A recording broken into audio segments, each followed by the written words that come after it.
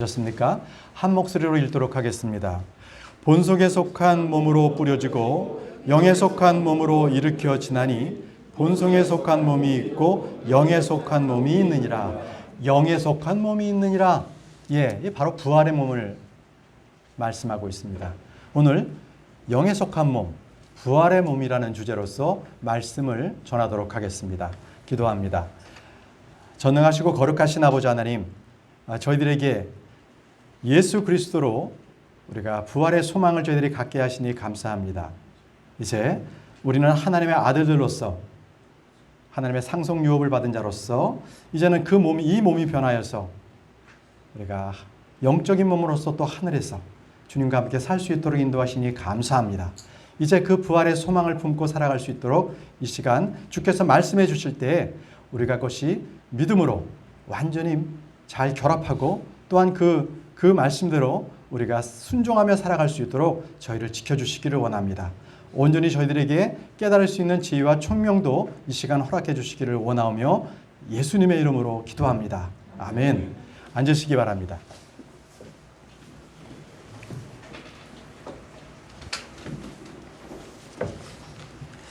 네, 오늘 전할 제목 영에 속한 몸, 즉 부활의 몸에 대해서 말씀을 드리겠습니다. 지난주에 하나님의 상속자에 대해서 말씀을 드렸는데요. 오늘 드리는 말씀은 이 몸의 변화에 대해서는 지난주에 말씀드렸던 그 말씀을 좀 더 구체적으로 말씀을 펴서 드린다. 이렇게 보시면 되겠습니다. 자, 부활의 몸이라는 자체는 믿지 않는 자들에게는 경멸의 대상인 거고요. 그러나 성도들에게는 그것이 소망이고 관심의 대상입니다. 그래서 우리는 부활의 몸이 어떤 몸인지를 우리는 분명하게 잘 알아야 되는 거예요. 과연 이 몸 상태로 부활할 것인가 아니면 변화되는 것인가 이걸 잘 알아야만 우리가 그 소망을 붙잡을 수가 있는 것입니다. 자, 여러분 지금 우리가 입고 있는 이 몸은 어떤 몸입니까? 썩고 병드는 몸. 그렇죠. 이 몸은 현재 영과 혼의 처소이기도 하고요. 또 장막과 흙집입니다. 그죠? 흙으로 지어졌습니다.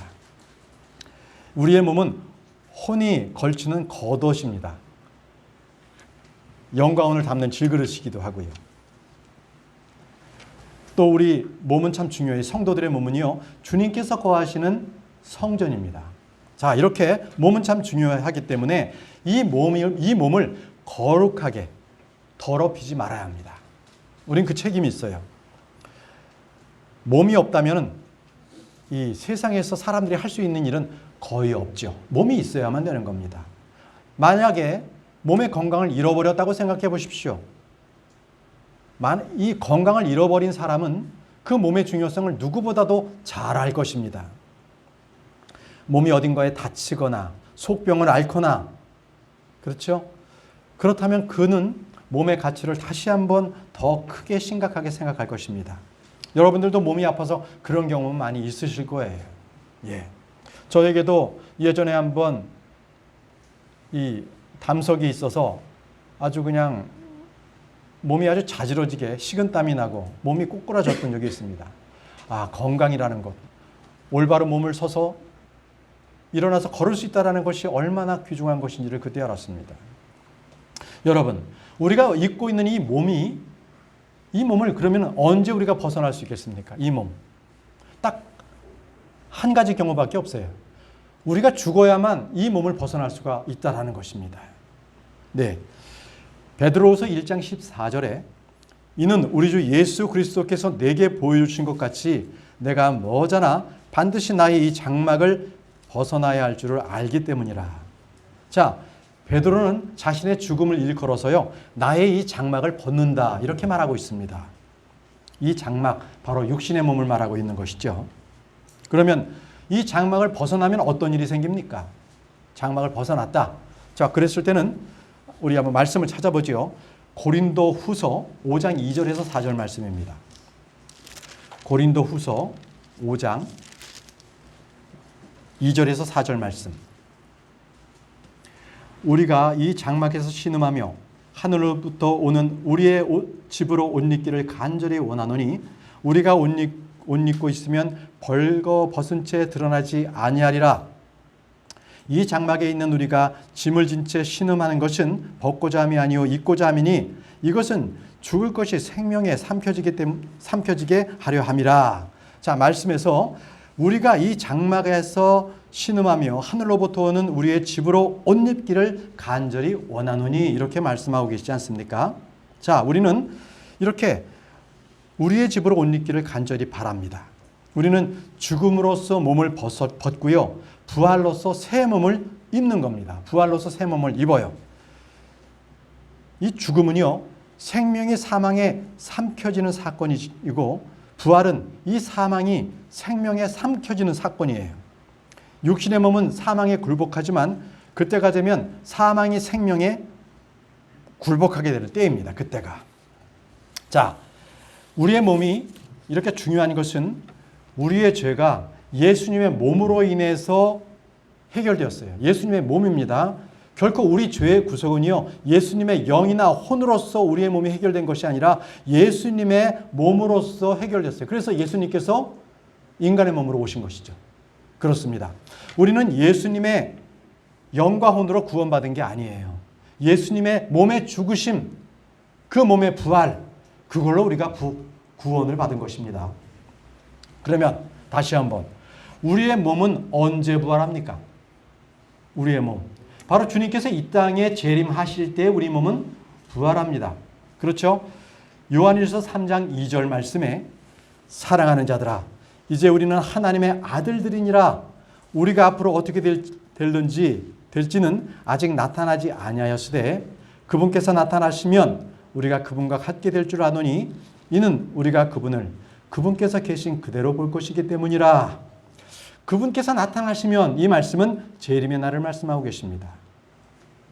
이 모든 일이 오직 그분의 재림에 달려있고 재림의 날에 우리의 부활이 있게 됩니다. 그리스도께서 우리를 현재 있는 이 모습으로 부르시는 것이 아니라 새 몸을 입혀서 부르십니다. 새 몸을 입어야 합니다. 어떻게 우리가 이 몸을 입고 공중으로 올라갈 수가 있겠습니까? 그렇죠? 이 몸은 땅을 밟아야 되는 몸입니다. 이 몸으로서는 우리는 공중에 올라갈 수가 없어요. 네. 자, 그렇기 때문에 주님의 재림은 우리 부활과 직접적인 연관이 있어서 굉장히 중요합니다. 그리고 성경의 영광스러운 이 약속들은요, 분명히 문자적으로 실제적으로 분명하게 일어날 것이기 때문에 우리에게 소망이 되는 것입니다. 자, 그럼 지금부터요, 이 부활의 몸에 대해서 우리가 지난주에 말씀을 드렸던 말씀에서 몇 분의 성도님들로부터 질문을 받았었어요. 우리 몸이 어떻게 되느냐. 그래서 저도 그 부분을 좀 생각하다가 그 부분을 공부하게 됐고 그 부분에 대해서 성경에 나타난 우리 부활의 몸에 대해서, 영적인 몸에 대해서 오늘 그것을 말씀을 자꾸 나누어서 그 부분을 오늘 설교를 하게 됐거든요. 자, 부활의 몸 첫 번째. 부활의 몸은 영에 속한 몸이에요. 영에 속한 몸이다. 고린도전서 15장 44절 말씀.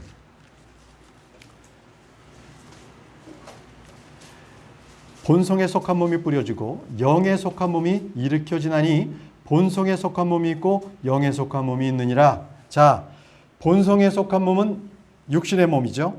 흙에서 났고요. 자, 그래서 우리의 몸은 진토에 꿇어 엎드리게 됩니다. 우리의 몸은 질그리고 흙집이라고 말씀을 드렸습니다.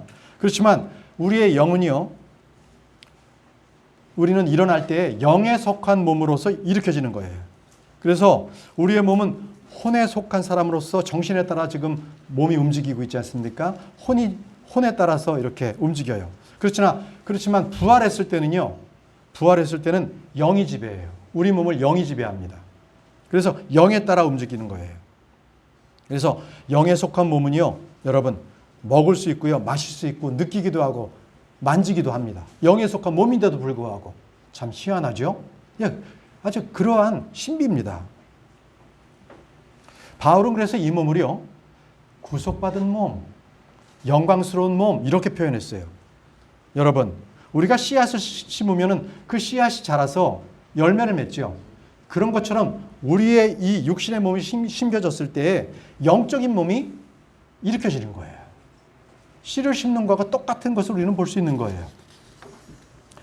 자, 여러분, 주님께서 이 땅에 오시면 우리 성도들은 단번에 이 지금 늙은 몸, 늙어지는 몸, 쇠하는 몸, 약한 몸, 병든 몸, 이 죽음이 있는 몸들을 여기서 완전히 해방됩니다. 완전히 해방됩니다. 주님이 오실 때 휴거되거나 부활한 성도들의 몸은 영원히 늙지 않고 죽지 않습니다. 주 예수님 안에 있는 우리는 항상 젊음의 샘을 가지고 있고 영원한 생명을 가지고 있거든요. 말씀을 보겠습니다. 이 주님 안에 있었을 때 그 몸은 젊음의 샘을 가지고 있고 영원한 생명이 있다. 시편 110편 3절입니다.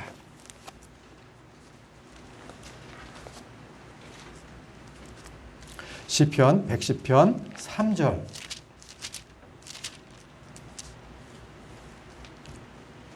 주의 권능의 날에 주의 백성이 아침에 태에서 나와 거룩함의 아름다움들 속에서 자원하리니 주께서는 주의 젊음에 이슬이 있나이다. 자, 말씀 보시면 주의 권능의 날에 주의 백성이 아침에 태에서 나와 이렇게 되어 있죠.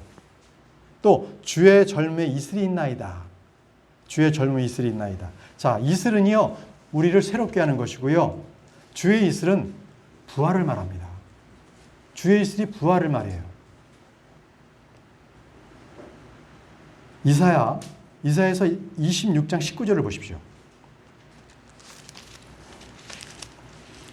이사야서 26장 19절 말씀.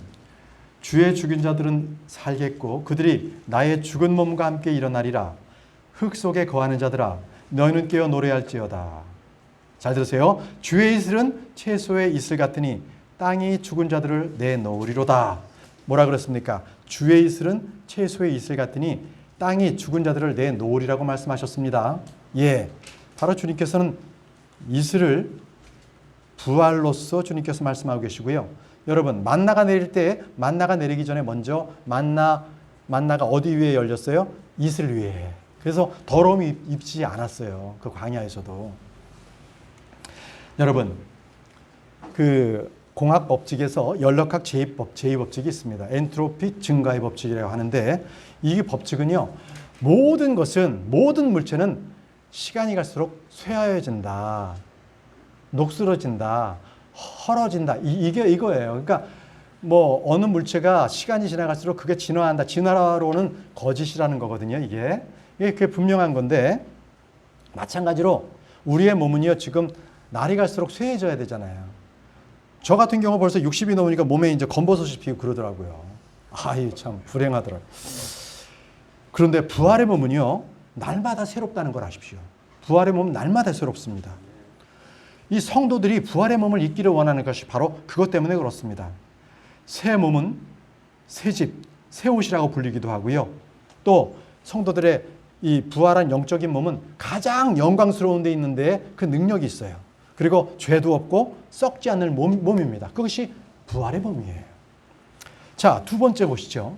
두 번째, 부활의 몸은요. 하늘에 있는 몸입니다. 하늘에 있는 몸. 고린도전서 15장 40절 말씀을 보겠습니다. 자, 부활의 몸은 하늘에 있는 몸이다. 고린도전서 15장 40절 말씀. 또 하늘에 있는 몸들도 있고 땅에 있는 몸들도 있으나 하늘에 있는 것들의 영광이 이러하고 땅에 있는 것들의 영광이 저러하니라. 여러분, 여기서 두 가지 몸이 지적되고 있죠. 나오고 있습니다. 하늘에 있는 몸들, 땅에 있는 몸들. 여기서 하늘에 있는 몸들에 주목하시기 바랍니다. 하늘에 있는 어떤 몸이 있습니까? 하늘에는 영이 있는데 하늘에 있는 몸이라는 것은 여러분 그렇게 쉽게 이해되지 않는, 익숙하지 않는 말씀이시죠? 하늘에 있는 몸들, 이것은 스랍, 그룹, 천사, 이것들의 몸을 말합니다. 영적 존재들의 몸을 말하고 있는 것입니다. 우리도 마찬가지로요. 하늘로 들림을 받을 때는 바로 이러한 하늘의 몸을 있습니다. 이 육신의 몸으로는 도저히 올라갈 수가 없어요. 그렇죠? 조금만 올라가서 떨어져 버리잖아요. 이 몸 자체가 본성에 속하기 때문에 그렇습니다. 바로 육신의 지배를 받기 때문에 하늘로서는 적합하지 않은 거예요. 이 본성의 이 육신의 몸은 우리의 육신의 욕망을 채워주고 그리고 욕구를 채워주는 바로 그것의 전부예요. 그래서 사람의 몸은 땅에 있는 것입니다. 그러나 부활할 때 우리 몸은 하늘의 몸으로 변합니다. 하늘의 몸으로. 참 놀라운 일입니다. 이 몸이 하늘의 몸으로 변화가 된다는 거예요. 그래서 하늘에 있는 그 영적 존재들과 같은 몸이 되는 거예요. 이것은 우리가 여러분들 지금 몸을 입기 때문에 그것이 잘 상상조차도 안 되고 이해조차도 안 될 수 있을지 모르지만 여러분 이것을 믿음으로 취하십시오. 우리는 몸이 영적 몸으로 하늘에서 이렇게 우리가 살 수 있는 몸으로 변한다는 거예요. 예수님은요 하늘로부터 나셨어요. 여러분 그 고린도 15장 47절 말씀을 보십시오. 그렇게 되어 있지 않습니까? 첫째 사람은 땅에서 나서 땅에 속하거니와 둘째 사람 예수님입니다. 둘째 사람은 하늘로부터 나신 출신이라. 예수님은 땅에서 나지 않고 하늘에서 나신 주시고요. 우리의 몸은 땅에 속합니다. 바로 본성에 속한 몸인 것이죠. 그렇지만 우리의 영은 하늘에 속했고요. 또 영에 속한 것들입니다. 우리의 영은. 자, 세 번째. 부활의 몸은요. 다 아시죠? 살과 뼈가 있습니다. 우리 지금 육신의 몸도 살과 뼈가 있잖아요. 그런데 이 부활에서 영적인 몸, 하늘의 몸이 돼도 살과 뼈가 있다라는 거예요. 이게 놀라운 사실입니다. 이것은 예수님께서 부활하셨을 때 실제 그 몸이 살과 뼈가 있으셨어요. 이거 굉장히 초자연적인 것입니다. 그죠? 이 자연 법칙이 통하지가 않아요. 이 누가복음 24장 39절에 그 말씀이 나와요. 예수님께서 죽은 자들에게 나타나신 후에 죽은 자들로부터 일어나신 후에 부활한 몸을 입으셔서 그것을 만져보게 하셨는데 누가복음 24장 39절에 내 몸과 내 발을 보라. 바로는 아니라 나를 만지고 또 보이라. 영은 살과 뼈가 없으되 너희가 보는 바와 같이 나는 있느니라 하시니라. 제자들은 그분의 영을 보았다고 생각했으나 예수님께서는 그들에게 가까이 오셔서 나를 만져보라고 하셨습니다. 왜냐하면 영은 살과 뼈가 없지만 그분은 가지고 계셨습니다. 자, 그렇지만요, 이 부활의 몸은요, 살과 뼈는 있지만 뭐가 없어요? 피는 없어요. 피는 없어. 에베소서 5장 30절에 우리는 그분의 몸과 그분의 살과 그분의 뼈들에 속한 지체니라 라고 말씀하셨습니다. 그분의 살과 그분의 뼈들에 속한 지체라고 말씀하셨습니다. 여기에 피가 없다는 것 여기서 주목하시고, 또 예수님께서 무덤에서 올라오셨을 때 그분은 피가 없으셨어요. 왜 없으셨습니까? 십자가에서 모든 피를 다 쏟으셨잖아요. 그래서 그분께서 부활하셨을 때 피가 없으셨어요. 고린도전서 15장 50절에 형제들아 내가 이것을 말하노니 살과 피는 하나님의 왕국을 상속받을 수 없으며 또한 썩는 것은 썩지 않을 것을 상속받지 못하느니라. 자, 피는 육신의 생명을 위한 것입니다. 레위기 17장에 분명히 말씀하셨잖아요. 육체의 생명이 피에 있기 때문이라. 분명히 말씀하셨잖아요. 자, 그래서 부활의 몸은 영적인 몸이기 때문에 육체의 그 몸처럼 피가 필요하지 않습니다. 이 영적인 몸은 영원한 생명을 가지고 있는데 바로 예수 그리스도께서 우리의 생명이 되십니다. 예수 그리스도께서 우리의 생명 되시기 때문에 우리는 영원한 몸을 입고 영원한 생명을 우리가 소유할 수가 있는 겁니다.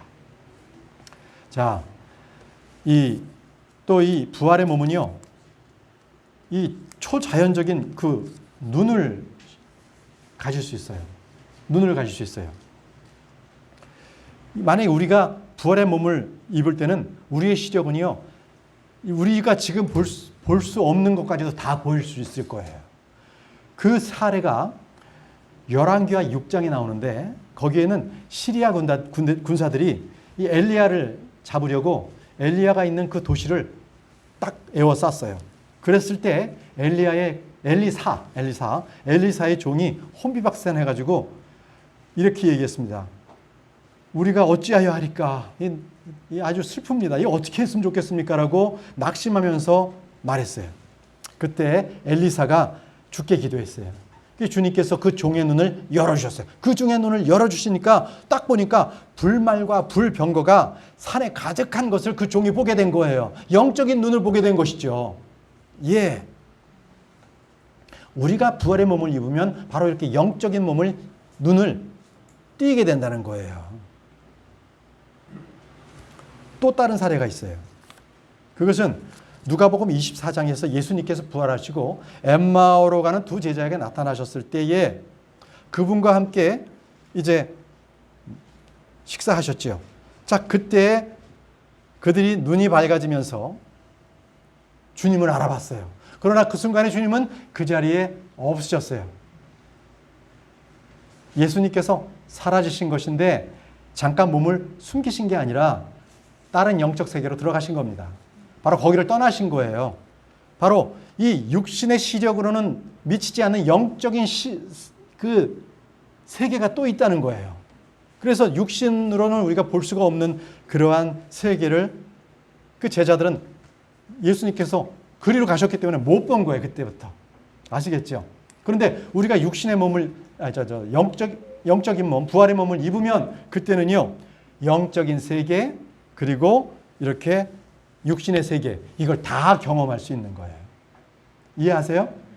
예. 그래서 우리가 천년왕국 때는 두 부류가 섞여 살잖아요. 우리는 영적인 몸을 입고 주님과 함께 내려오잖아요. 그런데 대환란을 겪은 그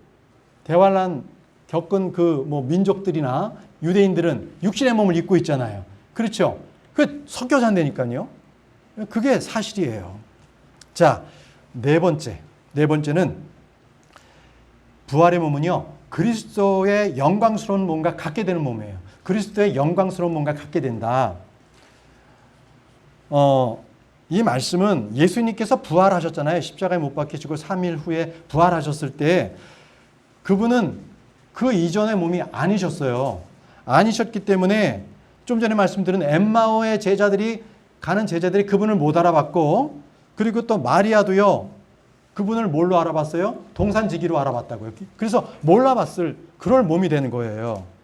그래서 하늘에 속한 몸, 영에 속한 몸, 부활의 몸은 이 땅에 있는 이 본성에 속한 몸하고는 전혀 다른 모습이 되는 거예요. 예. 저의 모습이 지금 이 모습이 이렇게 이제 늙어가고 있고 이 모습이지만 제가 부활의 몸을 입으면 여러분 제가 멋져집니다. 기대하셔도 좋습니다. 저만이겠어요? 여러분들도 정말 꽃다운 나이, 그 나이가 되는 거예요. 정말 기가 막혀요. 오늘 이제 그 비밀을, 그 신비를 우리가 한번 알아보겠습니다. 빌립보서 3장 21절 말씀을 보십시오. 빌립보서 3장 21절.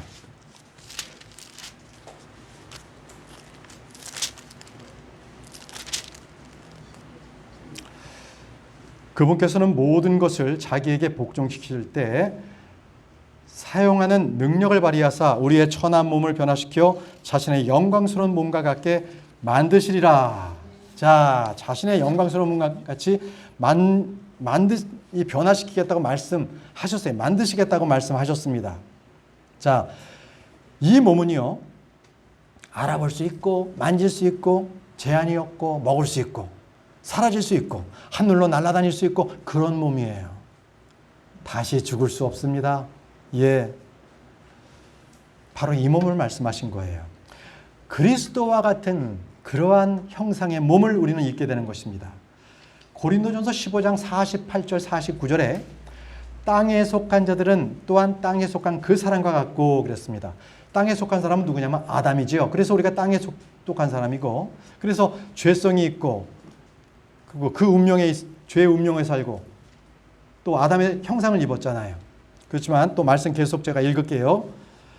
하늘에 속한 자들은 또한 하늘에 속하신 그분과 같으니 예수 그리스도와 같으니 우리가 땅에 속한 그 사람의 형상을 진 것 같이 또한 하늘에 속하신 그분의 형상을 지니게 되리라.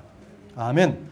하늘에 속하신 그분과 같고 또 그분의 형상을 지니게 되리라는 그 말씀, 바로 우리가 부활한 몸, 영광스러운 몸, 하늘에 속한 몸, 하늘에 속한 몸은 하늘에 살기에 가장 적합하게 지어진 몸, 그것을 말하는 것입니다. 다섯 번째, 우리의 부활의 몸은 천사들과 같은 몸입니다. 천사들과 같은 몸. 여러분, 이 복음서에 보게 되면 사두개파는 천사나 영이나 이 부활 같은 것들은 전혀 믿지 않았습니다. 그리고 도리어 합리적이고 쇠삭화되고 현세주의를 추구했던 것입니다. 그래서 주님께서는 부활을 믿지 않는 그들에게 이렇게 말씀하셨습니다.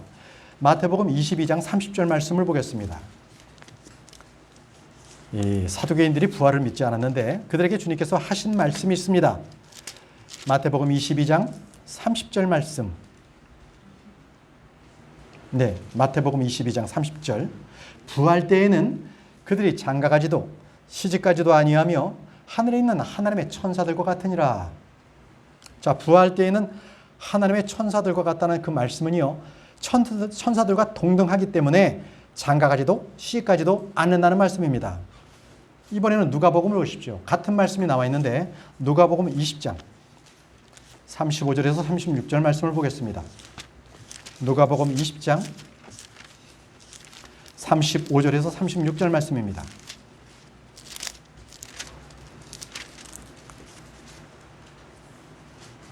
네, 저 세상과 및 죽은 자들로부터의 부활을 얻기에 합당한 것으로 여겨질 자들은 장가가지도 시집가지도 아니하고 더 이상 죽을 수도 없나니 이는 그들이 천사들과 동등하며, 그죠? 아까는 천사들과 같다고 말씀하시는데 여기서는 천사들과 동등하다고 표현하셨습니다. 부활의 자녀들로서 하나님의 자녀들이기 때문이라. 자, 바리새인들이 궁금했던 게 무엇입니까? 부활했을 때 결혼 문제였지요. 주님께서는 말씀하셨습니다. 부활 때는 사람들은 결혼하지 않는다. 하늘에 있는 천사들 몸과 같게 된다. 이렇게 말씀하셨던 것입니다. 여러분, 하나님의 천사들은 퀴즈, 남자일까요? 여자일까요? 중성일까요? 셋 중에 하나 골라 잡으십시오. 역시 우리 교회 성도님들은 정확하게 말씀을 꿰고 있습니다. 남자입니다. 천사가 남자예요. 남자. 중성 아닙니다. 중성 아니에요. 그러면 부활한 성도들이 다 천사들의 몸같이 된다 그랬죠. 그렇죠? 자, 놀라운 말씀입니다. 이 땅에서 이혼하고 재혼한 그리스도인들, 저 안에서 만나게 될 것을 고민하지 마십시오. 다 남성이 됩니다. 말씀대로잖아요. 그렇죠. 자, 틀린 말한 거 아닙니다. 예, 다 남성이 되는 거예요. 이 부활할 사람들, 불멸의 몸, 영원한 생명의 존재들이 되는 것이군요. 천사들의 몸은. 그렇기 때문에 이 세상의 자녀들은 시집가고 장가가지만 부활한 사람들은 장가가고 시집가지 않습니다. 그때 당시에 유대인들은 어떻게 생각했냐면 부활한다 그러면 이 육신의 몸이 그대로 부활하는 줄 알았어요. 이 부활해가지고 하늘로 올라가는 줄 알고 있었는데 주님께서는 그거를 단번에 제거해 주시고 이 몸이 아니야. 너희들은 부활하게 되면 이 몸으로 올라가지 않아. 천사들의 몸이 되는 것이야 라고 말씀해 주시는 것이에요. 네. 부활의 몸은 지금과 같은 똑같은 몸을 입고 올라가는 것이 아니고 새로운 차원의 몸을 입게 된다는 것입니다. 주님께서는 그래서 이 부활할 때 이 성도들, 자녀들은 하늘에 있는 천사들과 같다고 말씀하셨는데 여러분 주의하십시오. 하늘에 있는 천사들이라면 창세기 6장 2절 말씀에는 분명히 천사들이 내려와서 사람의 딸들을 취했잖아요. 그렇죠. 기억하시죠? 그런데 그 천사들은요, 지금 우리가 읽었던 마태복음 22장 30절에 있는 천사들하고는 결이 달라요. 결이 다릅니다. 그 천사들, 창세기 6장에 있는 천사들은 어때요? 하늘을 떠나온 죄 지은 천사들입니다. 죄 지은 천사들이에요. 그래서 그들은 내려와서 남성이기 때문에 여성을 하나님의 딸들을 취했습니다. 그러나 하늘에 있는 천사들은 결혼하지 않습니다. 다릅니다. 그렇죠? 또 이 성경에 나오는 천사들은 항상 남성으로 나오기 때문에 여성 천사는 없다는 거예요. 여자 천사 없습니다. 또 천사에 대해서 좀 더 말씀을 드리면 여러분 천사가 날개가 있을까요? 없을까요? 없습니다. 없습니다. 이 중세시대에 카톨릭에서 또는 이 영주들의 이 부탁을 받은 화가들이 그림을 그릴 때 말씀을 잘 모르니까 어떻게 그렸어요? 다 천사들을 날개에 있는 걸로 그렸고 그렇게 그려놨던 것입니다. 근데 그것은 성경에 천사가 날개에 있는 천사는 나타나지 없습니다. 그런 천사는 없습니다. 히브리서 13장 1절 말씀을 정확하게 알 수가 있습니다. 히브리서 13장을 보십시오. 천사들이 날개가 없다라는 것은 분명하게 히브리서 13장 1절과 2절 말씀을 통해서 우리는 알 수 있습니다.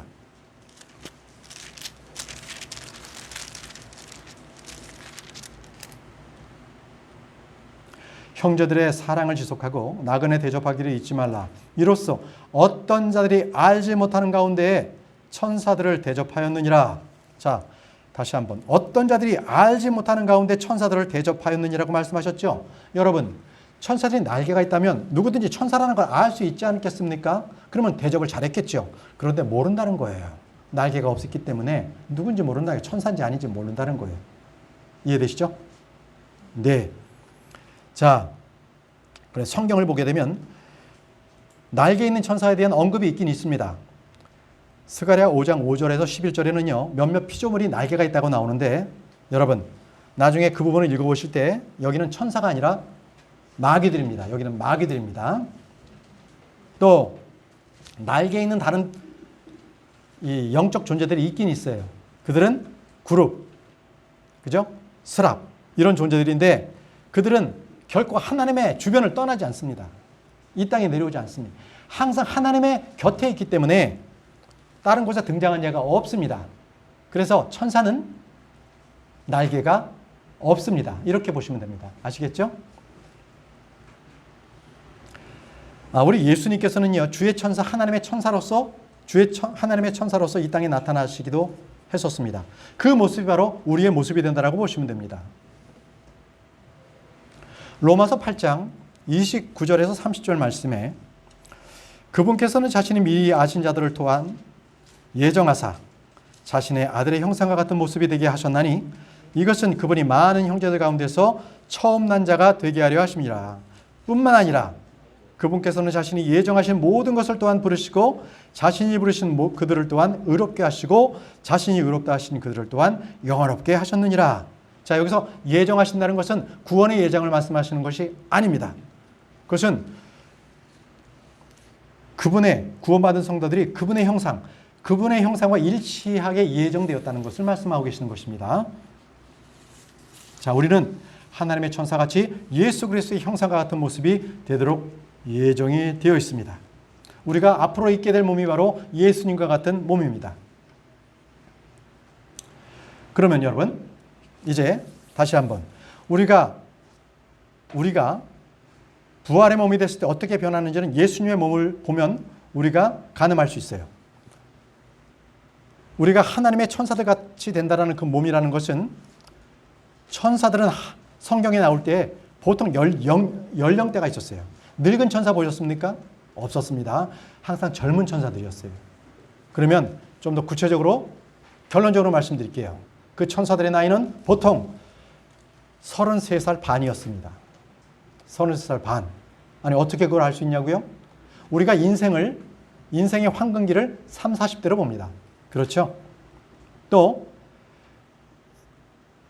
누구든지 이 몸을 묻어서 썩어서 썩든 아니면 화장장에 가서 화장을 해서 이 온몸이 불타서 없어져서 그 가름한 땅에 묻었던 그 모든 사람들, 성도들의 부활은 다 예수님과 같이 33살에 반 나이 되는 33세 6개월 되는 나이에 부활한다는 것이에요.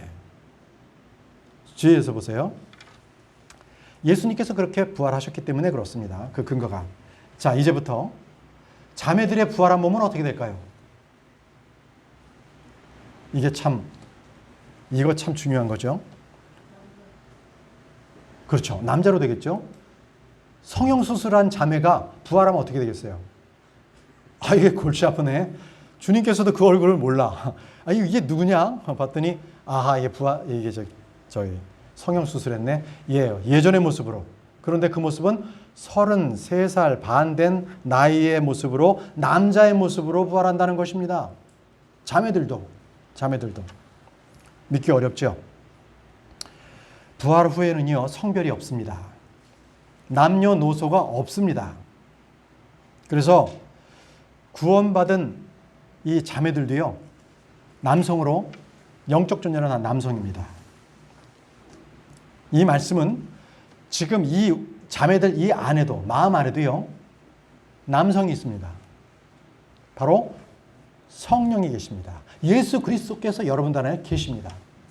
그렇죠? 장차 그분의 모습과 같이 우리는 변합니다. 정확하죠? 자, 한번 말씀 보겠습니다. 고린도후서 3장 16절에서 17절 말씀입니다. 고린도후서 3장 16절에서 17절 말씀. 그럼에도 불구하고 그들의 마음이 주께로 돌아서면 그 베일이 벗겨지리라. 이제 주께서는 그의 영이시니, 이렇게 말씀하셨죠. 자, 그들의 마음이 주께 돌아서면 이제 주께서는 누구의 영? 그 영이시니. 그 영이십니다. 바로 믿는 자 안에 하나님의 영께서 우리 안에 거하십니다. 그들의 안에 주께서 거하신다는 것입니다. 모든 그리스도인의 남자와 여자는 뭐라고 불러요? 하나님의 아들들이라고 부르죠. 이제 이 말씀을 아시겠죠? 여러분들이 왜 하나님의 아들들입니까? 하나님의 자매들이 아니라 아들들, 남성이기 때문에 그렇습니다. 예. 이제부터 구원의 몸을 받은 자매님들은 더 이상 연약한 몸이 아니라는 것입니다. 약한 그릇이 아니에요. 여자들도 예수님과 같이 될 것입니다. 자, 또 한 번의 그 말씀을 한번 좀 보면, 여자들이 어디에서 났어요? 흙에서 났습니까? 아니죠. 남자로부터 났지 않습니까? 그래서 남자를 통해서 여자를 빚으셨어요. 그래서 여자의 최초 이름이 뭔지 아십니까? 아담인데, 아담의 이름 앞에 미시즈 아담이라고 불렀으니까 여자도요, 아담이라고 불렀다는 것입니다. 창세기 5장 2절에는요, 하나님께서 그들의 이름을 아담이라고 불렀어요. 여자든 남자든 아담. 이후에 아담이 창세기 3장 20절에 그녀를 이브라고 불렀죠. 3장 20절에. 지상에 있는 어떤 여성도요, 자기의 성을 갖고 있지 않습니다. 그렇죠? 언제든 아버지의 성을 따르든지, 서양 같아서는 남성의 성을 따르게 됩니다. 여러분, 여자의 우먼이라는 영어의 단어는요, 자궁이라는 자궁이라는 에서 나왔습니다. 그래서 그 말은요, 자궁을 가진 남자, 그게 여자예요. 말이 좀 어렵습니까? 남자인데 자궁을 가지고 태어났어. 그래서 그게 우먼이야. 자궁이 음이거든요. 그래서 여자라고 불렸던 것입니다. 자, 여자에 대해서 베드로가 이렇게 얘기했는데 그 말씀을 보십시오. 베드로전서 3장 4절 말씀에 놀라운 킹제임스 성경 안에 있는 놀라운 아주 신비의 말씀이 있는데, 베드로전서 3장 4절.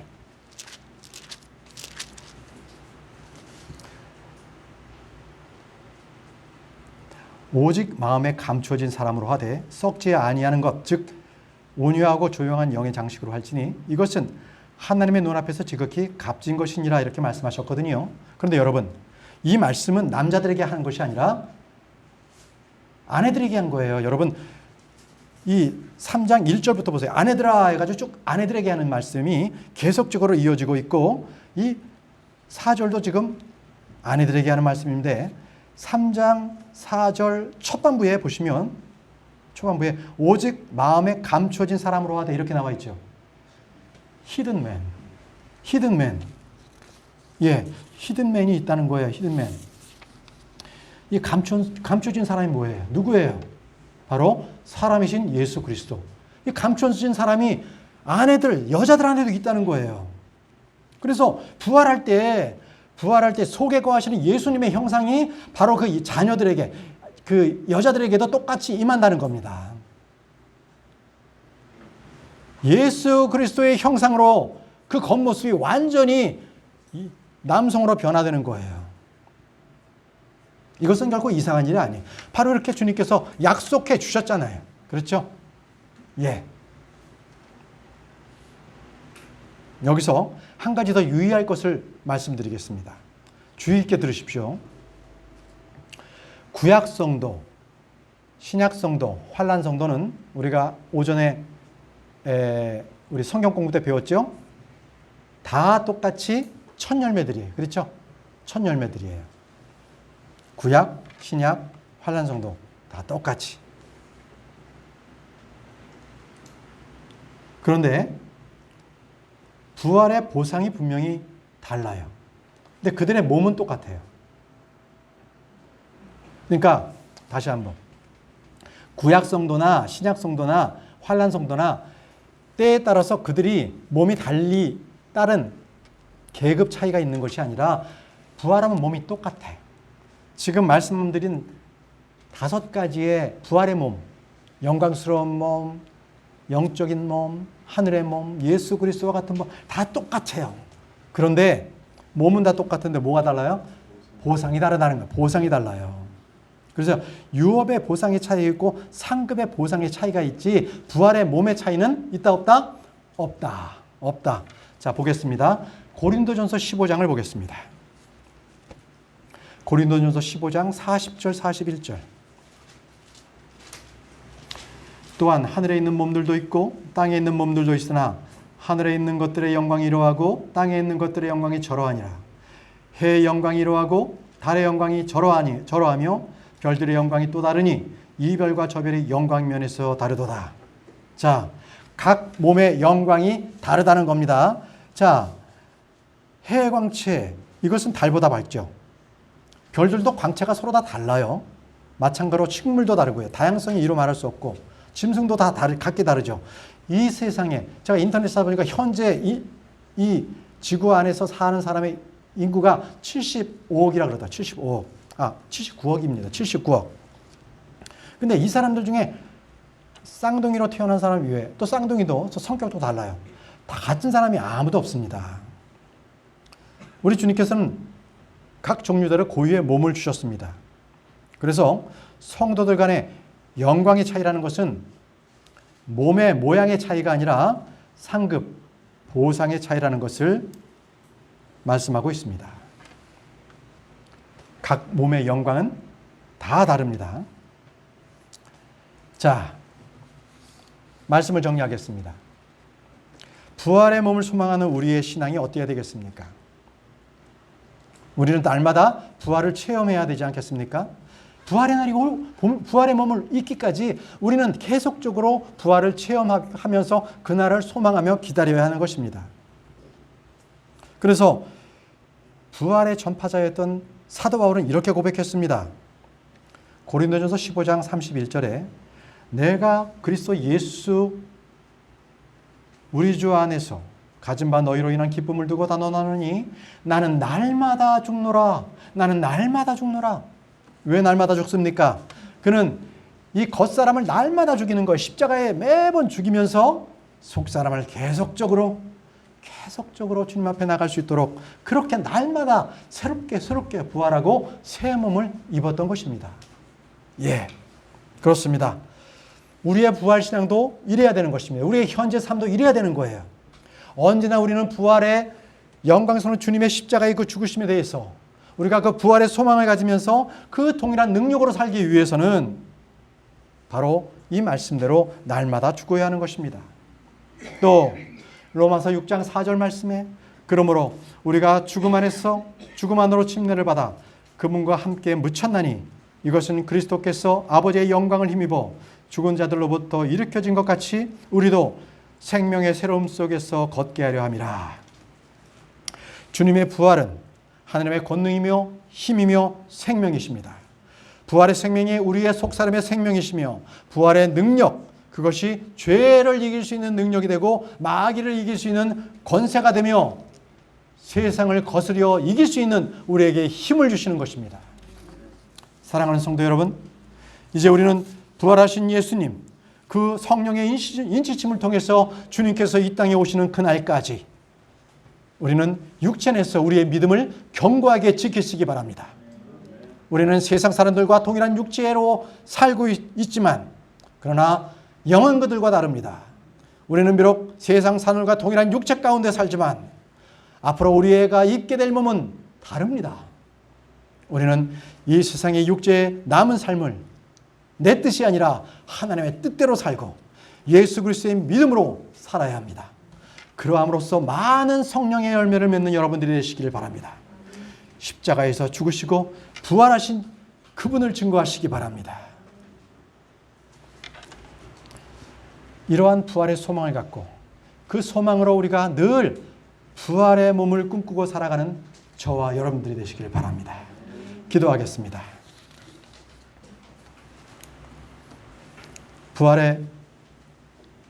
부활하신 예수 그리스도로 인해서 우리에게 산 소망을 주신 하나님 아버지 감사합니다. 아버지, 우리에게 이렇게 영광스러운 몸, 영적인 몸을 우리에게 약속해 주시고 그것을 믿음으로 취할 수 있도록 인도하시니 감사합니다. 이제는 우리가 날마다 죽을 자가 되어서 우리가 이 땅에서 살면서도 계속적으로 부활의 영적인 그러한 소망을 날마다 새롭게 하며 살아가는 저희가 될 수 있도록 도와주셔서 아버지요, 세상을 거스려 이길 수 있는 그 능력을 저희가 소유하며 살아갈 수 있도록 도와주옵소서. 예수님의 이름으로 기도합니다. 아멘.